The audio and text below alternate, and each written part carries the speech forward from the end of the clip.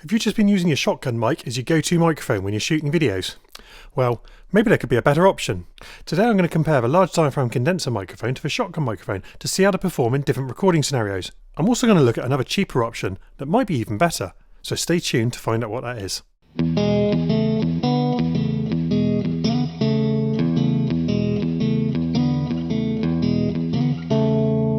Hey, I'm Ben. And I love audio and video recording equipment and all of that nerdy technology and science around the whole subject of recording. I've got a bunch more reviews and techniques coming over the next few weeks, so please hit that subscribe button now so you don't miss out. Most viewers say that they're more likely to stop watching a video with bad sound quality than they are with poor video quality. If your video recording is dull, echoey or muddy, then it might be difficult to understand or at least distracting.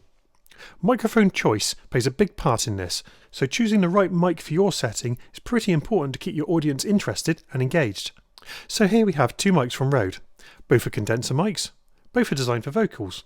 I've got the NTG2 shotgun mic up here above me, and the K2 large diaphragm condenser.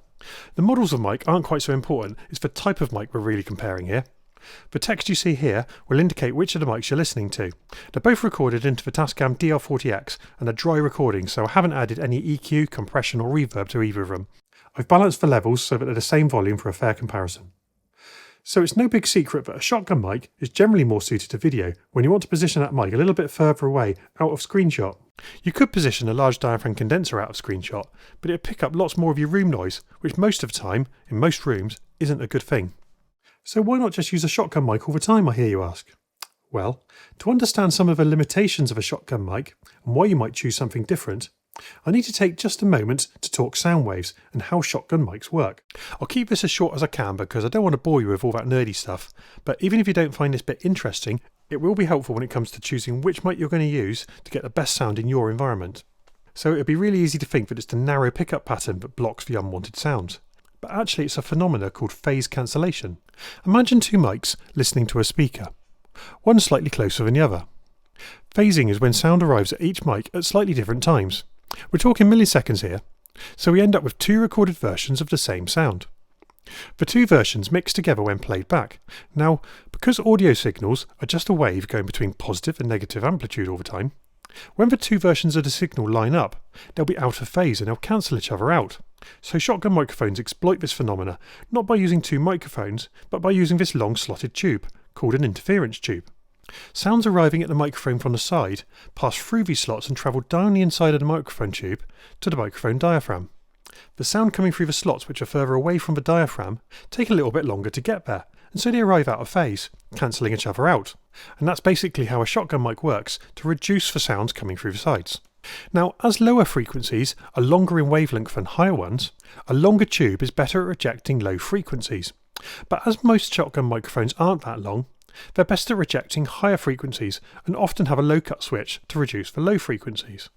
So now that we have an understanding of how a shotgun microphone works, understanding the limitations becomes a little bit easier. Shotgun microphones are great outdoors. Your voice travels down the centre of a tube and the unwanted sounds off to the side are cancelled out and rejected. Now imagine bringing that shotgun mic indoors. Some of the frequencies of your voice are bouncing off the walls and the floor and the ceiling, and those frequencies are arriving back through those slots, which then rejected, or at least partly reject, the frequencies of your voice. As the relatively short interference tube is better at reducing those higher frequencies, it's reducing more of the higher frequencies of your voice, or at least the reflections of your voice coming from around the room. This can leave your voice sounding bassy or muddy when used indoors. Now this might be the effect you're looking for, but if you listen to good quality voiceovers or podcasts, you'll probably hear that a vocal is actually quite clear in the mids and the highs and isn't particularly bassy. It makes it clearer and easier to listen to, particularly if listening on a smaller device or within an environment that has other low frequency ambient noises around, like when you're at home or in the car. Having that clarity helps the voice stand out in the mix of ambient sounds. Okay, so how about the large diaphragm condenser? It doesn't cancel out any sounds. It picks up every little detail of the voice in wonderful clarity. It also picks up every little detail of all the unwanted sounds in equally good clarity. You can use the cardioid pattern to reduce off-axis sounds, but the best way to reduce those unwanted sounds is to have the mic as close as you can, like 4 to 6 inches close.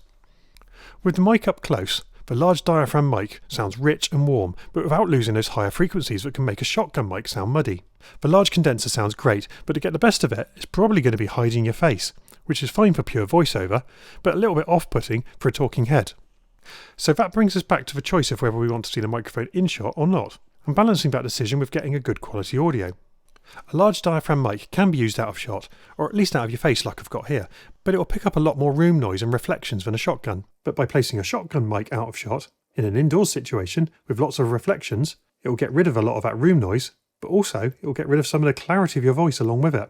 The real choice here is carefully choosing where you're going to record and doing all that you can to acoustically treat it, using things like this acoustic blanket that you can see hanging behind me, cushions or soft furnishings in strategic places. Even a large softbox will help. The more you can do now to acoustically treat your room will really pay off when it comes to editing your video if you want to get high quality. So what about that cheaper alternative I was talking about? Well, if your room is reasonably well treated, you might find that a small diaphragm cardioid condenser microphone, like the SE4 I've got just above me now, could do a better job. Hang on, let me show you. Now a small diaphragm condenser like this SE4 could do a better job than an expensive shotgun mic when it's placed just outside of shot. It won't be cancelling any room noise, but then it won't be cancelling any of your voice either, and with careful placement can sound crisp and clear. You can check out my top 7 tips on microphone placement using the link in this video. In my room, the hard tiled floor below me isn't ideal for this setup, but it's another option, and a good small diaphragm condenser can be picked up pretty cheap on eBay. Okay, so to recap, if you're outside, or you have to have the microphone out of shot, then the shotgun microphone is probably a safe bet. But indoors, it might be worth trying a small diaphragm condenser and spending all that change on acoustic blankets or other room treatments. If you're not worried about seeing the mic in shot, then the large diaphragm condenser is the clear winner. But to get the best from it, it really needs to be within about 4 inches of your mouth, and you're still going to need to consider some room treatment. As always, in sound recording, the rules are, there are no rules. But then there are rules. So, unless you want your audio to sound like crap, it's really worth considering those rules and then experimenting to find out what works best for you. Well, I hope this has helped you understand some of the options when it comes to choosing which mic you're going to use for your next project. I hope you found it helpful. If you did, please hit like and subscribe to my channel so that you can join me in the next one.